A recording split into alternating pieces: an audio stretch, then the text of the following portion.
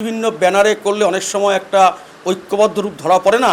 হিন্দু সমাজের ঐক্যবদ্ধ রূপ ধরা পড়ার জন্যে সবাই ব্যানার ছেড়ে একসঙ্গে আমরা করব শুধু গেরুয়া ঝান্ডা এবং রামচন্দ্রের ছবি নিয়ে।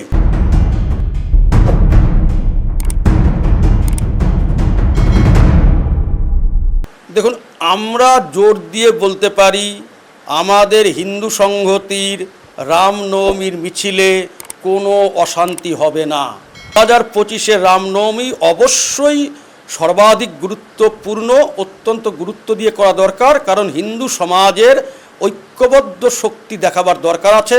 যদি হিন্দু সমাজ নিজেদের ঐক্যবদ্ধ আর শক্তিশালী চেহারা দেখাতে না পারে, তাহলে আগামী দিনে বাংলার মাটিতে হিন্দু অস্তিত্ব বিপন্ন হয়ে উঠতে পারে। বাংলাদেশে যা ঘটছে তার পুনরাবৃত্তি ঘটতে পারে। তাই নিজেদের শক্তি প্রদর্শন করা অত্যন্ত জরুরি এবং সেটা রামচন্দ্রকে সামনে রেখে